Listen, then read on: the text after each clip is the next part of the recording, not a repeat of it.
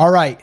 We have done to date 27 Etsy shop audits. And we have learned, well, we've learned a lot of what people are doing in their business that can be improved, but also some areas that are being neglected or they're just not aware of these areas to improve their shop. So we have found 13 that we're going to be digging into today. And to help me with that is the guy that was doing these Etsy shop audits with me, and that is Mr. Chris Schaefer. So, Chris, are you ready to dive into these 13 Etsy shop audits and or 27 Etsy shop audits? Did I say 25? You might have said 25. Let's go back at this point, Scott, and I'll clean that up. At this point, Scott, we've done 27. Come on, son. Let me clean that up. So after 27 Etsy shop audits, well, Chris, are you ready to dive into these 13 areas that we have found that can be improved? I am, and I'm pumped, Scott. I know, some of these things are going to sound obvious to people, but the thing that's interesting with this list is that some of them are the exact opposites. So it's if you're doing this, you're probably not doing that, or you went too far one direction or too far the other based on what we've seen so far. And I think all 13 of these are important to understand. Some of these are going to result in more traffic. Some of these are going to result in more sales. And some of these are just going to result in a little bit more stability and sanity for everybody. So if you're ready, I'm ready.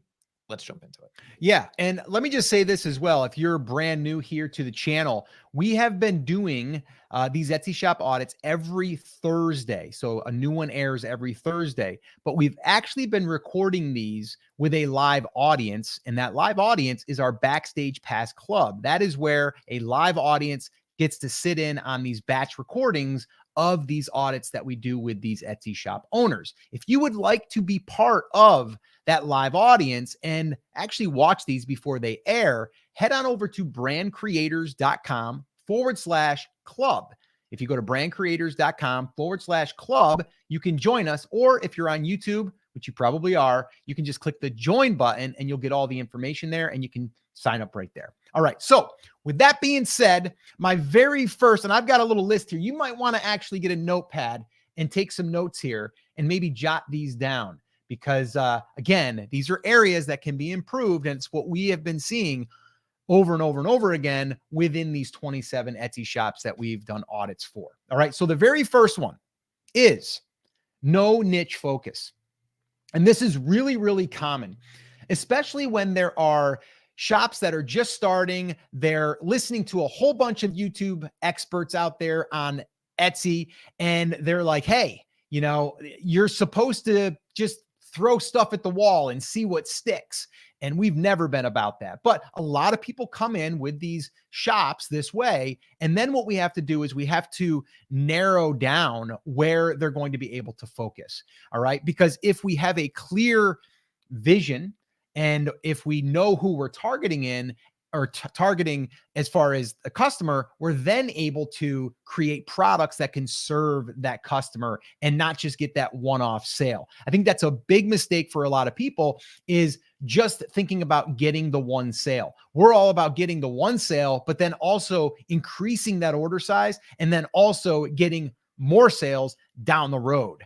Anything you want to say on that one, Chris? Because that one's a big one. We always seem to touch on this one. And actually the second one is going to kind of talk a little bit more on this as far as what we do to really focus on a niche, but not just be so narrow on that niche. Yeah. And Scott, I don't care if you pronounce it niche, nicho, or nacho. I don't care what you classify this as, right?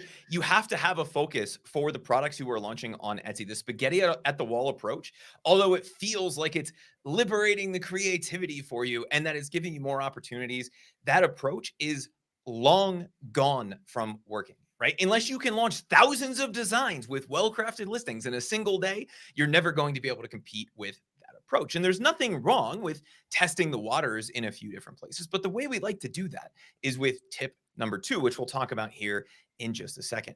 If you are not selling products multiple products to the same customer, you are missing out. Not only does it help you hone your focus, hone your creativity, do all of the marketing things that you should be doing in the background, but it actually makes you more findable on Etsy, especially as Etsy moves more towards the suggestion and recommendation type of a search engine and away from the exact keyword match type of a search engine, something they've been talking a lot about recently. They're moving more and more to personalized results, which means they need to understand not just what each individual listing is, but what your shop is all about. If you're selling bass fishing stuff and dog bowls, it can get pretty confusing, even for all of the brilliant SEO engineers that Etsy has on the back end. And the second big thing, Scott, is if you're not selling all of the products in your shop to that same target person, it really drops down the number of repeat customers that you can have, and it reduces the frequency with which they come to you, the shop. And I think one of the things that came out of the Etsy buyer survey, both years now that we've done it,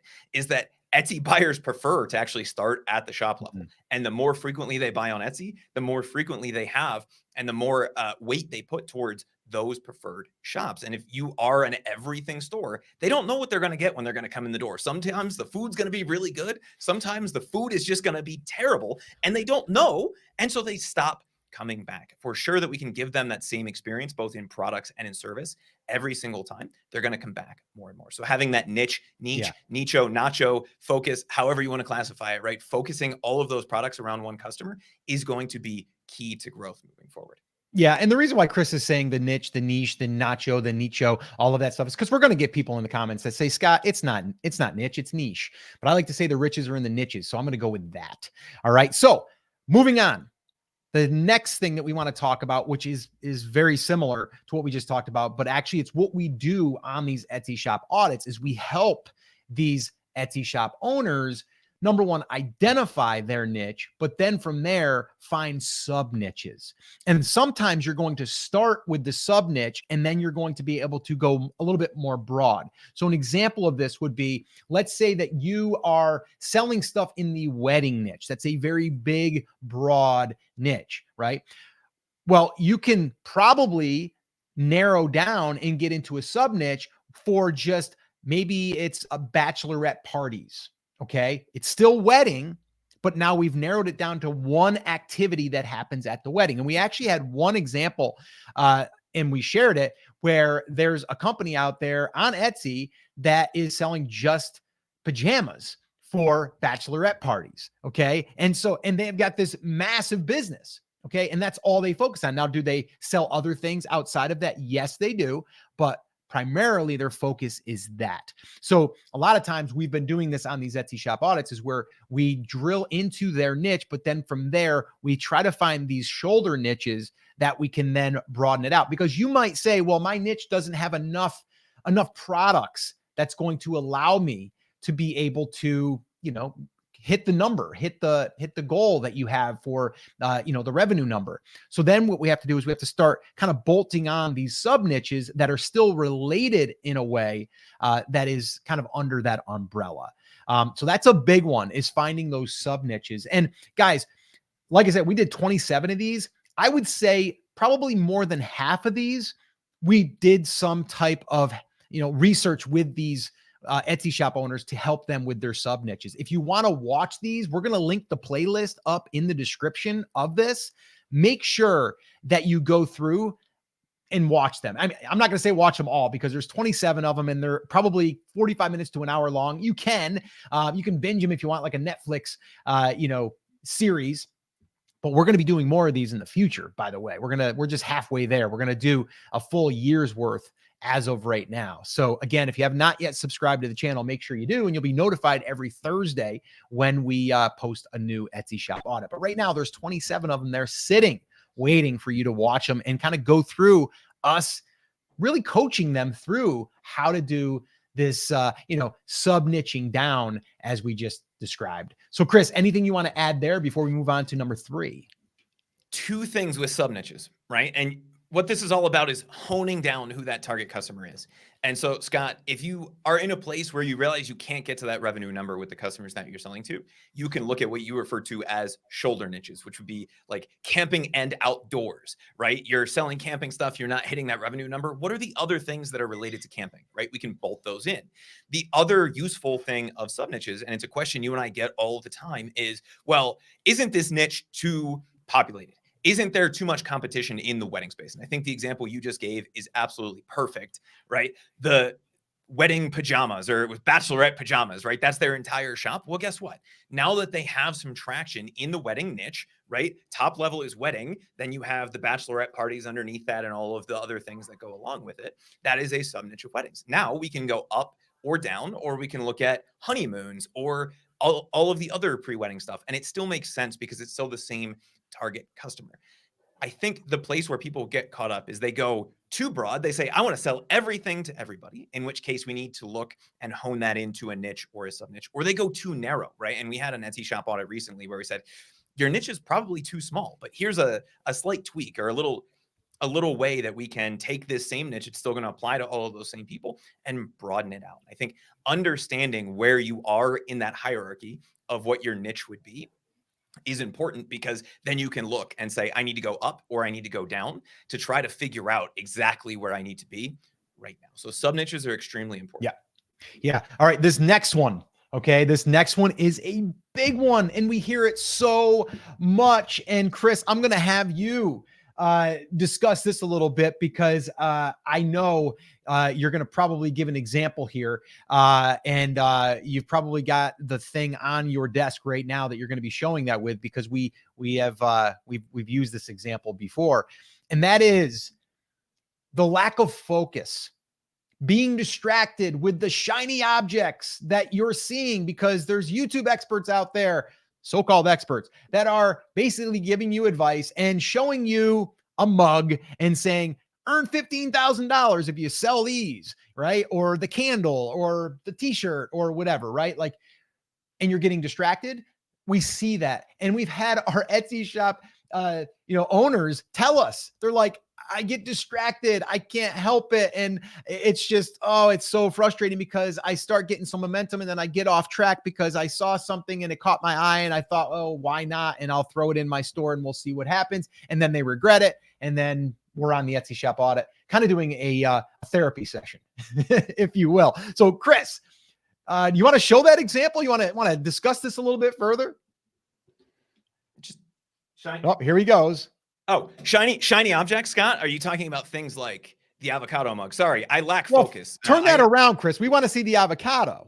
Oh, you don't want to see my beautiful name? I am Captain ADD, right? And so I think that's the real reason, Scott, that I think you tossed me shiny objects. But whether it's Etsy or any other part of our business, right? Whether we're talking about learning something new or just implementing what we're doing on Etsy, it's very easy to get distracted, especially when you see a real sexy YouTube thumbnail with this shaved head and it says $15,000 a day or something like that, right? And you're like, well, I don't sell avocado related things or personalized gifts, but hey, if Chris can sell $15,000 a day in dancing avocado mugs, then maybe I can get 10% of that. I can get $1,000 a day or $1,200 a day. So we start adding things into the store and we start pulling ourselves out of the day-to-day of the business and that focus. And Scott, I think that's the reason that you and I hammer so much on having that niche focus is, yes, maybe we do still turn that video on in the background. But what I'm thinking when I have my niche hat on, right, is, okay, what is working about this? Not that I'm going to sell this exact mug, but how can I apply this to my niche, to my shop? That's the positive way of doing it. The negative way of doing it is saying, hey, well, this is selling $1,000, or this Etsy guru told me that I need to go change all my tags, so I'm going to do that immediately instead of focusing on what we have in the day-to-day. And I think one of the things where people get really pulled out, and you and I did a live on Etsy burnout, is that they try to do too many things and they don't have a defined set of like 3 or 4 things that they should be doing on a daily basis. And when you have even just a handful of distractions, like that YouTube video telling you to go change all your tags, or that YouTube video telling you that there's $15,000 in avocado mugs, it's very easy to get pulled away from those. And I think if we can pull it back and we can say, Mondays, I do this, Tuesdays, I do that, Wednesdays, I look at my Etsy ads. Thursdays, I post my new listings, right? Define your week. It really helps to pull you back from that brink because it gives you something to focus on that day as a definable goal. Does that make sense? Yeah, no, that's great. Yeah. And we hear this a lot. So that's why we're bringing this one up, and it's a big problem. We did a whole video on burnout, like Chris said. We'll link that stuff up in the description too. You can always find it on our YouTube channel. And if you're getting value from this, let us know by hitting that like button. That would be amazing. And if you want to continue to get some content like this, or you want to see those Etsy shop audits, the new ones that are coming, just go ahead and subscribe to the channel, and you'll go ahead and you'll get notified when they air, which is Thursdays, generally 9:30 a.m. Eastern time. All right. So moving on, the fourth thing that I want to share that has come up and that we've helped these people with, and that is defining a product line. Okay. And what that basically means is, instead of just taking a design, putting it on your product, and then moving on to your next product, why not leverage that design? That's one thing, right? That's one easy thing. But the other thing is like asking yourself, what else could that customer buy along with that? So if it was the pajamas, well, maybe it's slippers, right? So now we're like, oh, pajamas, slippers. Maybe it's I don't know. Maybe there's something that the women would wear for when they do their makeup, or for a little headband or something. Like I know that, my daughter has one for when she does her makeup. Like, so I know that thing exists, but I don't know how it works. But I'm just saying, right? You're trying to find these accessories that could go with the thing.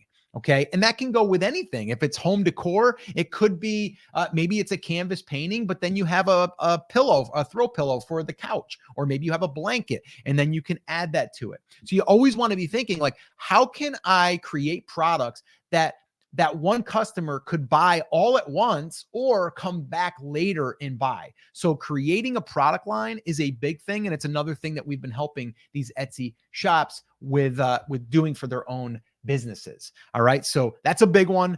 Wanted to kind of pass that along to you. If you're not creating a product line, start thinking to yourself, what else could my customers buy from me now, but also in the future? Anything you want to add to that, Chris? Yeah, I think the big thing there, Scott, is that you have to have something else for people to buy. We've already mentioned that Etsy buyers have told us, and we see the behavior on the site, right? If you've had an Etsy shop for any amount of time, Etsy even tags them in the back end now as a repeat buyer, right? And so we're starting to see that that's becoming more important. Etsy buyers have told us that they like to come back to the same place again and again. And if they can find what they're looking for without having to go to Etsy search, that's where they want to be. And I think if we think about this as if you give a mouse a cookie approach, I think this makes a lot of sense for people, right? And Scott, I know you probably read those books to your kids, but it's a series of children's books that goes basically through the story of, if you give a mouse a cookie, then he's going to want a glass of milk. And if you give him the glass of milk, then he's going to want a place to take a nap. And then he's going to need to clean his face, right? All of these extra things. And what we need to think about is that customer who's buying from us once, what is the next thing that they would likely purchase? Or what is something they'd purchase with what they've already bought from us? And I think during our Q4 camp, we actually did a few very quick Etsy shop audits as well. And one of the things that I noticed was somebody was selling all of the things that went along with the travel stuff, right? So they had some suitcases with luggage tags and maybe a cosmetics bag and all of these things that all had the same pattern. Yeah. Even if that customer doesn't buy them all at once, they can buy them piecemeal, and they're going to come back and they're either going to mix or match, right? They're going to choose the luggage tag with the same pattern or something that clashes so that it stands out on that baggage carousel. But if we don't have all those things to offer, we lose the opportunity to get those people back, and they want to buy from the same shop again and again. But we have to make it an opportunity for them to be able to do it. Yeah, you got to make it available. You've got, and again, like you just said, like someone might come in for the tag, right? A luggage bag tag, and they might see the luggage, right? Or vice versa. So yeah, I love that. All right, moving on. Number 5. This one sometimes is a tough pill to swallow. And that is when we have to be brutally honest and say, listen, I think your designs are not that good. It's reality. So you almost have to zoom out, take a look, and maybe even ask other people, like, what do you think? Like, is this good? Because you might not have a natural design eye. Okay. I know myself, I've gotten better. My wife's way better than I am. Right. So I would ask her versus me saying, like, I think it looks great. Now, at certain things, I might be better, like maybe creating a YouTube thumbnail. I might have a good eye for that, but I might not have a good eye for our niche and for creating certain designs. you have to get better at it. You have to also be willing and wanting that feedback, because at the end of the day, if you're not getting sales, that's one thing that you have to look at is like, is it my designs? Are they not that good? Are people not liking them? And so we have to look at either it's that problem or we have to improve what we already have. And actually the sixth one is going to kind of build off of this. So we'll get there in a second. But this here, it starts with, you got to have a good design, or you got to have a good product that people are going to actually want to buy. So sometimes, again, it's a tough pill to swallow, but you got to be real with yourself. Okay. Chris, anything you want to add to that? Just a question, because I know we're going to get it in the comments. How do you know if your designs suck? Yeah. Well, again, that's where you have to look at, number one, are they selling? Is someone else selling a product similar and you're not? Well, you have to look at then the designs and compare the two, and not say it's got to be exact, but is theirs a nicer design? Does theirs have a different saying than yours? Just a little bit different. And you have to ask yourself, but you could just ask someone in one of the Etsy Facebook groups. You can ask it in ours, in the Rock Your Brand. You can head on over there to brandcreators.com/group, and you can join over there for free. And you can ask, hey, what do you guys think? Be honest. What do you think? And we've had people do that. And guess what? People say, I don't love it. I think it might be a little too dark, or I don't know. I don't like the pumpkin in there, or I don't like, whatever, the one component. All right. So I think you just have to have someone you can ask that's not going to just sugarcoat it for you too. You can't ask like maybe your mom and say, hey, what do you think? Oh, I think it's great, dear. You're a great designer. And they're just, saying that because they're your mom. Like, they're going to probably not tell you the truth. We need people to tell us the truth. And that's the other thing with these Etsy shop audits. We're very honest, and we're not doing it to hurt anybody's feelings, but we're like, I think we gotta, tweak this a little bit. All right. So that's what I would say there, Chris. We got to get a group that we can, or a person or people that will be honest with us. That's what we need to do.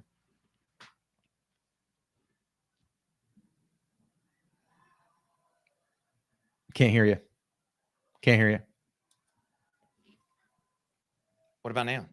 Yeah, now you can. I got to remember this 22 in. I got to make sure that we edit. Let's just do a stop so I can see the audio file.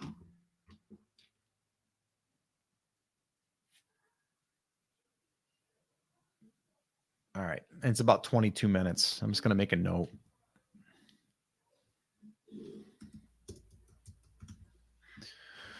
All right.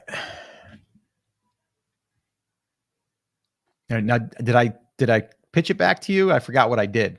No, you stopped, which is why I didn't say anything. Well, I stopped and you didn't switch. Yeah. So I just figured like you were done or whatever. All right. Let's go into the next one. So just get me full screen. Yeah. All right. Number 6. All right. So number 6 is kind of similar to number 5. And that is your mock-ups. Like that first image, we have noticed, and we, again, brutally honest with our Etsy shop auditees. And we're like, hey, I don't think that your thumbnail, your image that's representing the product is doing a good job. So we have to fix that. And so the thing is like your design could be great, but if your mock-up isn't great and it's not representing it, it's going to look crappy. All right. So you have to realize that the opportunity for someone to actually come close to touching something and visually seeing something is to have a really, really good mock-up, whether that's a third-party mock-up that's of the exact product, or if it's you shooting it, good lighting, it needs to look professional. So that's a huge thing that we see, that we have them go improve. And a lot of times you also can look at your conversion and say, well, okay, this thing isn't converting that well. We actually had one, that I can remember. I think we've had a few, but we had one, shop owner, and she was like, I don't know why I'm getting views and I'm getting, clicks, but I'm not getting any sales. And so once we dug in deeper, we saw that the image, okay, it was of a decal or a sticker that would go on the back of a car. And so you would think that the thumbnail and the image representing it would be the picture of the sticker on the back of the car, maybe a close-up, right? And it would be white.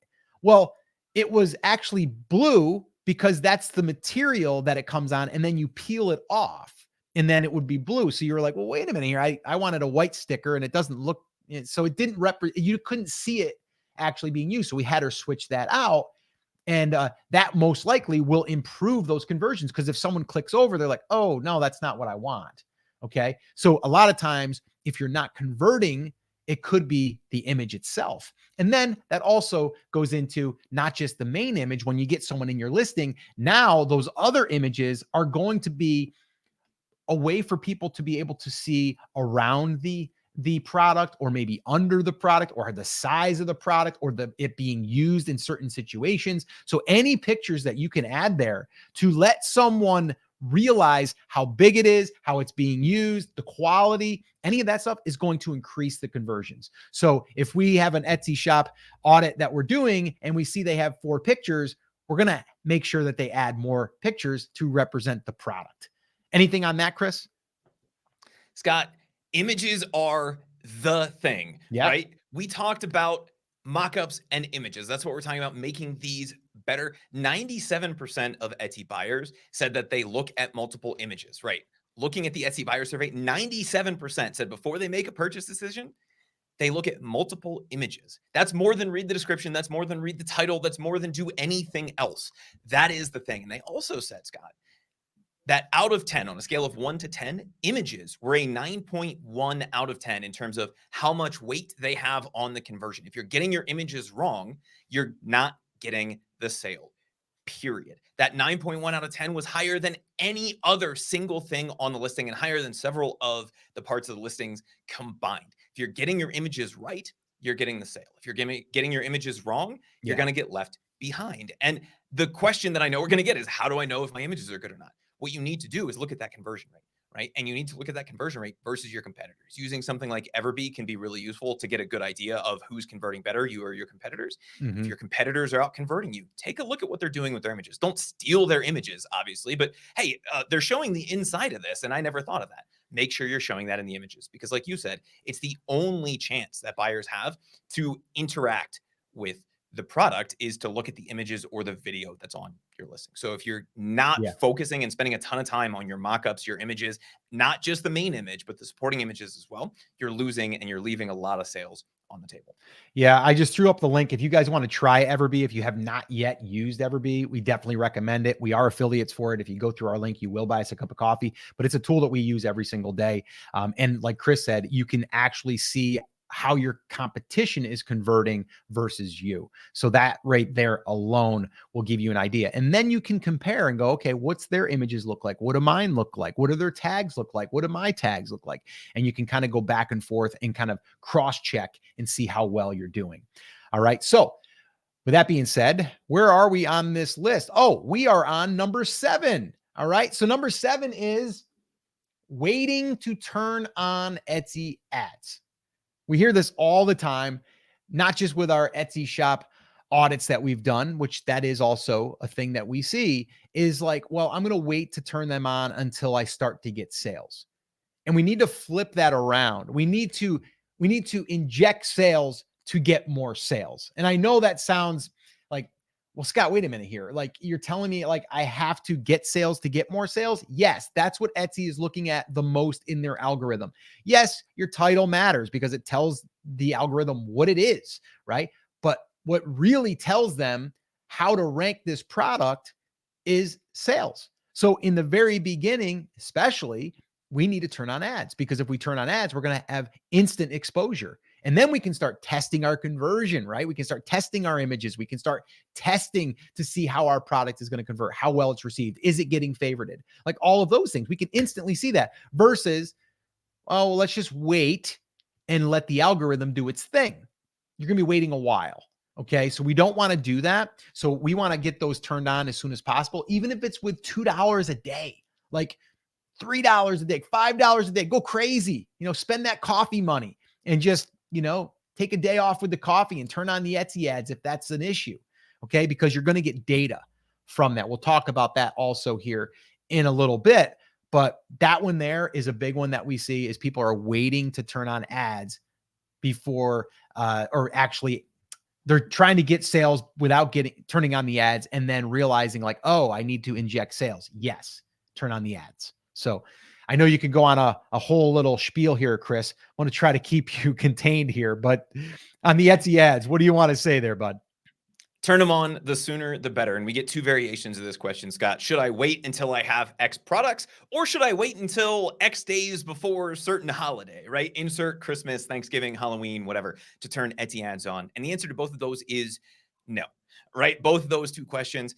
As soon as you have some products up, that is soon enough to turn on Etsy ads. And Scott, the concern I think that a lot of people have is that they're just going to light their money on fire. And actually, in the most recent quarterly call that Etsy had with their investors, one of the questions was, hey, you have a lot of people who want to spend more money in your ads platform and can't do it because there's not enough inventory there, right?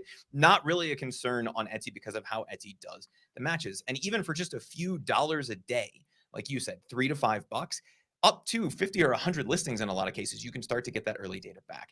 And understanding what's working and what's not, even if it's not fully optimized right now, is the most important thing. We need to understand which keywords are leading to clicks, which keywords are leading to conversions, and which keywords we're ranking for according to Etsy, right? Because they're going to be a little bit more liberal on the paid side than they are on the free side. Etsy thinks we're relevant for that we're really not relevant for. And we can start turning those off in ads and taking another look at the listing to say, hey, maybe I shouldn't have used this word because that's not what actually people mean when they type it in. And the sooner we can get that data back on the paid side, the sooner we can start to ramp up the organic side. And I think most people want to wait for that organic, and that can take 3, 4, 5, 6 months. Yes, Etsy will give new listings a chance in the organic search results. But to get the amount of data that you really need to understand what's working takes months, because Etsy's goal at the end of the day is to match a buyer with the product that they can buy right now. And if they don't know if that's you or not, they can't do that. And they're going to give you some tests. But if they know Scott's product sells every time, they're just going to keep showing Scott until you've built up enough trust with the algorithm to be able to do that. Turning ads on for a few bucks a day right away is a great way to shortcut that process. Yeah. Okay. So that leads me into still talking ads, because there's another issue that happens is you're running Etsy ads, they're working, you're converting to sales, you're getting organic sales, and then you turn them off. Because you know what? I want to save that $5 a day now. Chris, I'm going to let you take this one because I know that you're going to have some thoughts on this. And I've got my own thoughts, but I'm going to let you share yours because they're probably similar. And what would you say, and what have you said to our Etsy shop auditees that, had said, I'm going to turn off my ads because things seem to be doing pretty good right now? Do we turn them off? No. Right. And so here's the short answer to that, Scott. Would you rather have one chance at a sale or two chances at a sale? And the answer is always two, right? Yes, there's a chance that if somebody clicks on our ad instead of on the organic listing, that we pay a few cents. But if they were going to buy from us, they were going to buy from us anyway. And that just, I'm willing to give up 20 cents to get a sale and to ensure that I get that sale. The reason for that is twofold. One, it doubles our chances ostensibly of getting the click from the search results. But two, it also ensures that we keep up the volume. And that, I think, is one thing that a lot of people miss out on is Etsy is looking at which product is most likely to convert for any given search, right? Which product, when somebody types in at dancing avocado mug, which product will they buy? It's obviously this one, right? Well, if somebody starts selling more because they're now taking up all of those ad impressions, then it becomes the one that says Scott on the back, not the one that says Chris on the back. And our organic rank can start to slip. And I've spent millions and millions of dollars, close to $100 million in pay-per-click across different platforms. And this holds true whether it's Etsy, Amazon, Google, right? Any place where there's a search. Even if you rank number one organically, you will almost always see more sales when you are ranking organically and advertising. And so for me, it's worth the few cents to ensure that we keep that position and we keep bringing in as much data as humanly possible. Yeah. And so that's going to lead me into the next thing here. And on our list, that comes in at number 9. And that one is, well, dialing in the Etsy ads and not just leaving them on and neglecting them and wasting money, because we also see that where it's like, well, I'm running them. I think they're doing okay. I'm getting some sales. Let's just kind of leave it. And so what would you say there, Chris? And what have you said? I know what you've said, so just share this with the audience. But, you know, at this point, what are we doing here? I mean, and what have we done with some of these Etsy shops that we've done these audits for? We've literally opened up their dashboard and went through and did what you're going to explain here. So what is the next move when you're looking at this and you're like, well, wait a minute here, let's dig in and see what's going on here so we can maybe save you some money and maybe get you some more sales? And I think this is really the last two tips combined into the reason that we give both of those tips, right? Turning off ads, the reason people usually will say that is they say, my return on ad spend isn't good, or it's not resulting in the sales that I want, or I'm spending too much, right? They want to wait to turn it on because they think that they have to wait to be able to get the data to be able to do that. And what we're really talking about, the reason, Scott, that you and I love Etsy ads so much is not because you can light money on fire and potentially get some sales back. It's because you get data. And what we want is to focus on the data that is working, right? When I said, don't wait to turn on Etsy ads because you're getting that keyword data back early, that's what we're talking about. What keywords are leading to clicks? What keywords are leading to sales? Those are the two things that Etsy really cares about. What we'll see a lot of times when we start running ads, I mentioned this a minute ago, is that Etsy is a little more liberal with the search impressions than they are on the organic side. Because they say, hey, if you're willing to pay for it, this is kind of related to what you're talking about. So I'm going to throw that in there, right? And when you start to look at that keyword report that comes back when you look at your Etsy ads, you'll start to see some stuff that makes absolutely no sense. So the very first thing we need to do is go in and turn that off.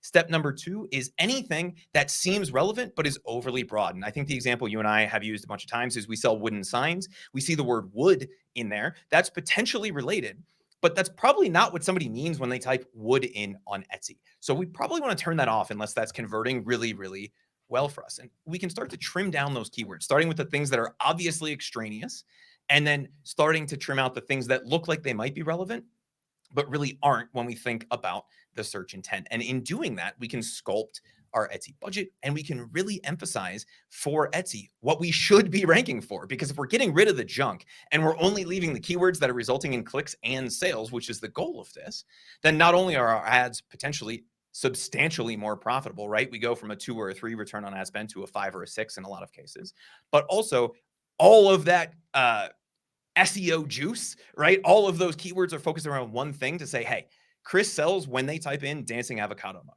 It doesn't matter if we show them organically. It doesn't matter if we show them on paid. Let's do that. And by focusing your budget around that set of keywords, it helps Etsy learn that lesson faster and it optimizes your spend as well. So for me, dialing in your Etsy ads is all about sculpting those keywords, getting out all the junk that not only helps save you money, but it really helps Etsy understand who your product is for, and it will ramp up where you rank organically for the things that actually matter. Yeah. And guys, if you need help with Etsy ads, we actually have a free guide.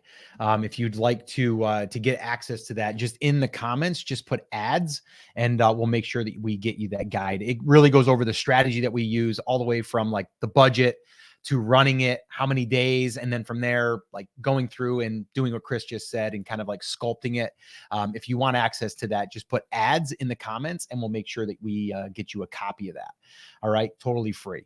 All right. So that's the Etsy ad side of things. And again, like there's different areas that we see and that we have seen. And in these audits, a lot of these audits, we go into the ads because that's a critical part of this, whether they're not running them, whether they're running them, but they're not paying attention to them. So again, if you want, you can go through some of our past Etsy shop audits, which we'll link that up in the description as well with the playlist. As of right now, there's 27 in there. And some of them are focused just on Etsy ads. We have a couple in there that are just Etsy ads focused. So take a look there and there might be something that can help you out if you're interested in learning more about that and seeing it in real time. Chris and I kind of going through and digging through and turning things off and seeing what the data looks like. All right. So moving on. All right. I'm going to move down the list here. We are on number 10. And this one here is another biggie. We've talked about it here on the channel, but we talk about it with these shops because a lot of times they're not doing it yet. And what that is starting to collect emails. Okay. And this is why we said in the beginning, it's so important to focus on a niche, because if you do, then we know that we're collecting an email of someone that is interested in our product today, but also in the products that we're going to sell in the future. That's a big one right there. Okay. So we're heading into Q4, the time of recording this. there's going to be a lot of sales coming through the door for you, most likely, because it's Q4. You need to start collecting emails like today, right? We're running a Q4 camp right now with a group of Etsy shop owners. And part of that is starting to collect those emails and getting it set up in place. And again, that's something that we talk about with these Etsy shop owners.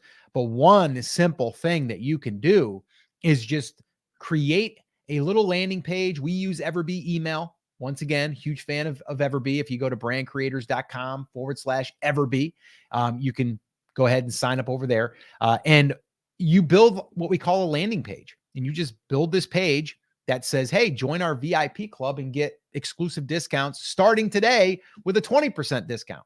And then you're going to be able to get their permission, because that's what Etsy wants. Some people think you can't collect emails. You can collect emails. You just can't take an email from a customer and just randomly send them an email. You have to get their permission. And by doing it this way, we're getting their permission because they're putting their name and email address in, telling us that they want to be part of the VIP club. Okay. And you can also take that link now when you build your little landing page that collects the email. We can put that into the announcement. We can put it in our banner. We can put it in an image slot. We can put it in our description. We can put it in the welcome message that they get, right? They're going to get a welcome message that's generic that says, hey, thanks so much for your order. Thanks for supporting a small business or our small business. We're packaging your order as we speak, and we're going to ship it out as soon as possible. Before I let you go, we'd love to invite you to our VIP club. Here's the link, right? That's it, right? So right there, you might want to back this video up and watch that part again, because that right there, if you start collecting your emails now, okay, you're going to go through this Q4 and you're going to probably have a good customer base that you can then sell throughout the rest of the year. Okay. Again, as long as we're niche focused. Okay. So start collecting those emails. Chris, you want me to just move on? I've got a couple more here. Anything on the collecting emails that you wanted to say that I might have missed? Yeah. Email is, and Scott, I think you can say this rant with me now, the single biggest return on investment marketing activity for e-commerce business, period, right? Over and above Etsy ads, over and above anything else that you can be doing, having a list of emails is the most powerful thing. How do we know this? We can look at the return on investment across the entire industry, right? Somewhere, and again, depending on who you ask, between 38 and 72 to 1 in terms of every dollar you put in, you get $38 to $72 back out. I love Etsy ads, right? I love Facebook ads. I love all kinds of ads. I love social media marketing, right? Nothing comes close to email. And before you can realize any of that, you have to start collecting it. If you think about the other tips that we've talked about, the other mistakes that we see people making, Scott, the biggest thing is that they're not giving customers the chance to come back again and again. Having people's emails on a list is a great way to ensure that they don't forget about you, right? It gives you a way to reach back out to them after that first experience. So if we can start to gather those emails, it gives us a much bigger opportunity than anything else we can do from a marketing perspective.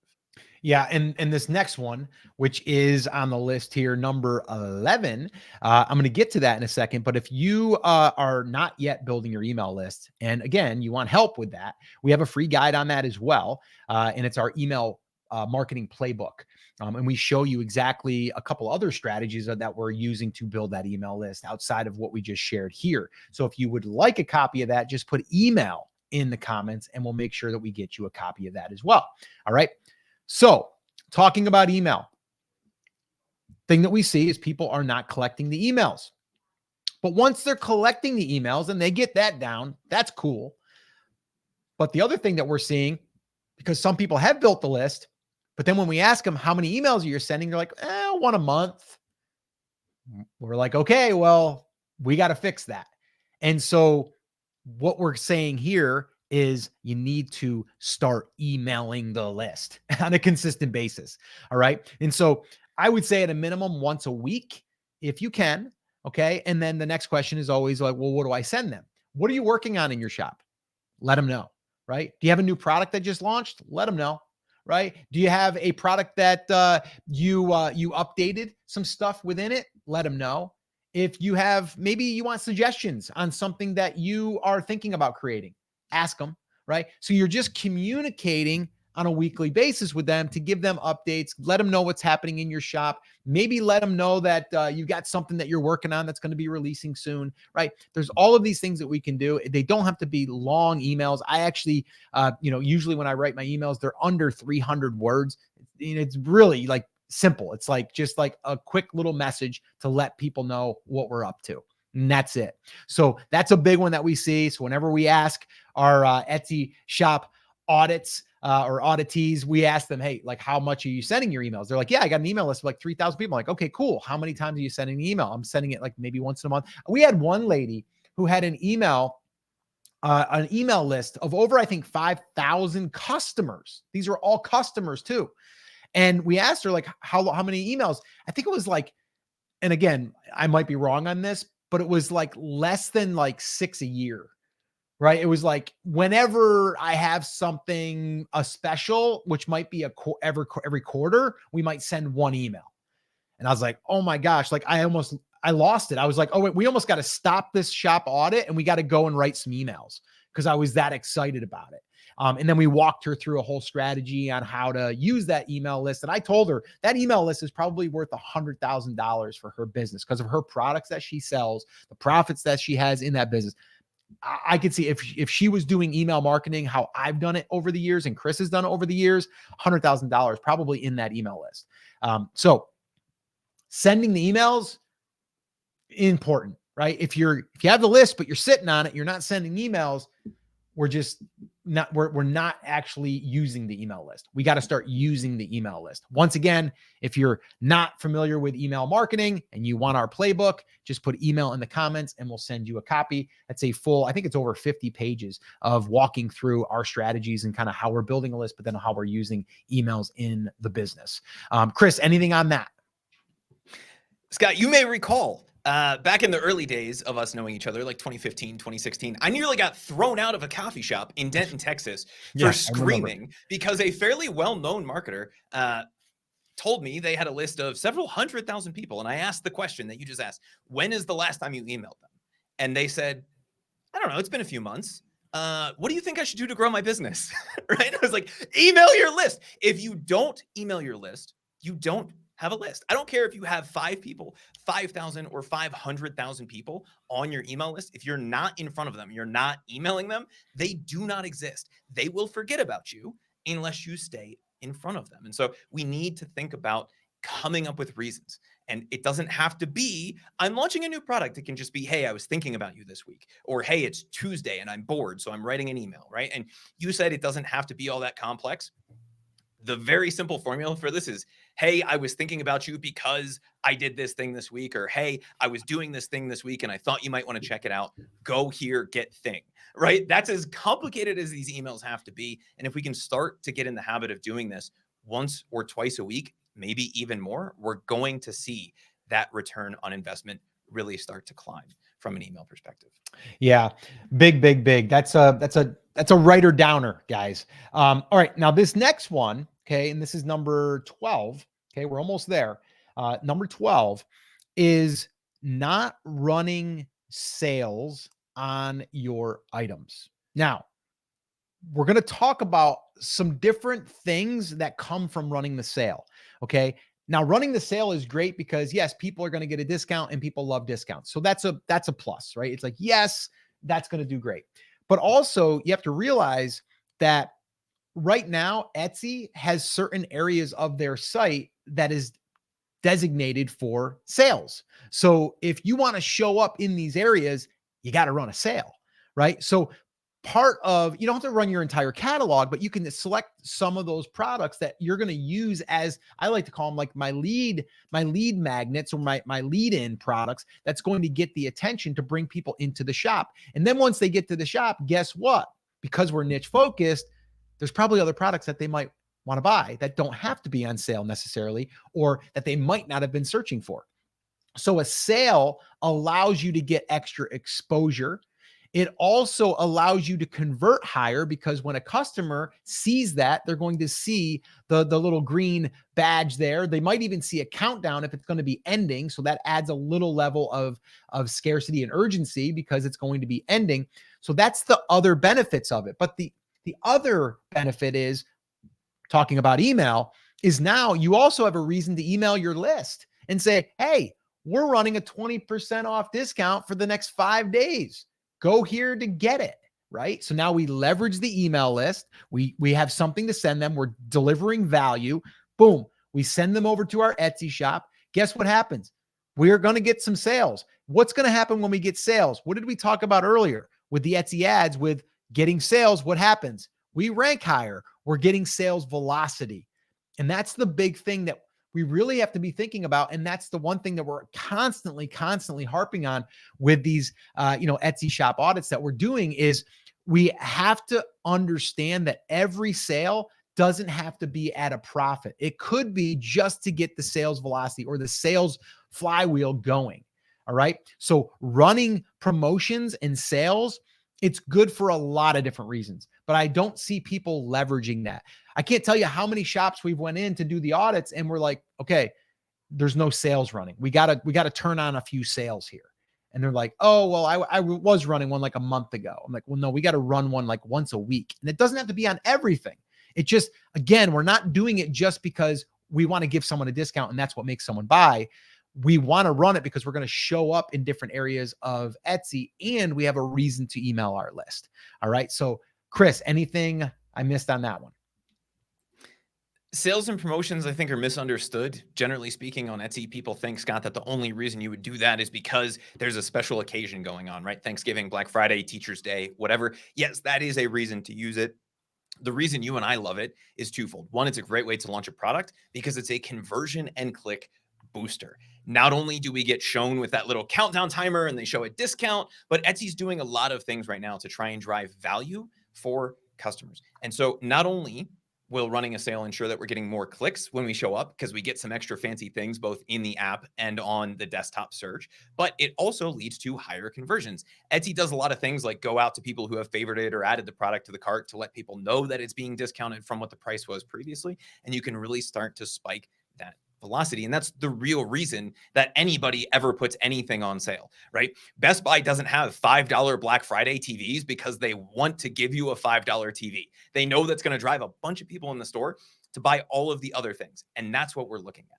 And I think where people really misunderstand this, Scott, is they don't understand the long-term game that you and I like to play, which is customer acquisition. You touched on something a minute ago when you said, not every sale has to be a profit.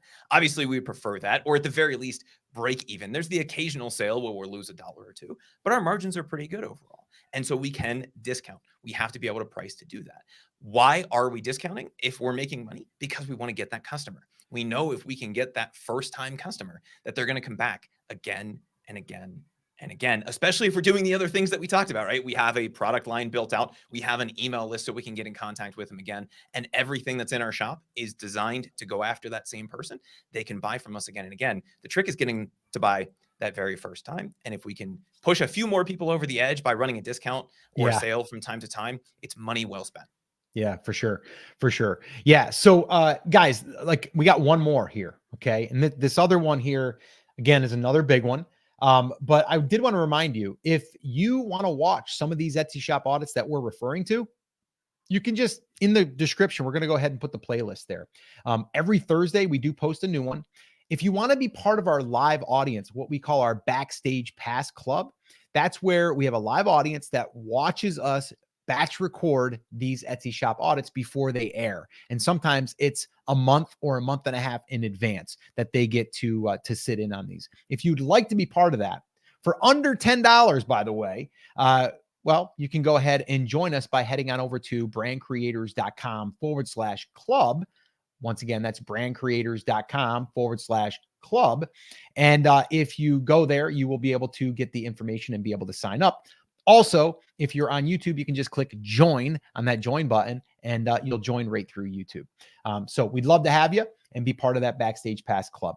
All right. So let's move on to the final one here, the 13th thing that we're going to pull out of today. And that is not planning ahead, not creating a plan, right? It's going back to the focus, the lack of focus.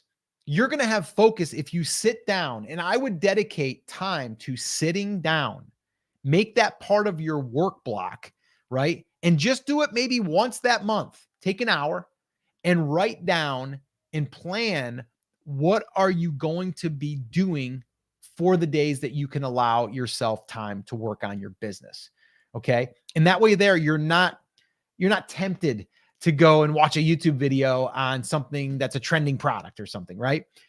So sit down, plan out, and really start to think ahead. So right now, Q4 is heading our way right now. Okay. We're running our Q4 camp and we are prepping a month before it actually officially kicks off. And really, to the industry, it really probably doesn't kick off until like October, maybe November.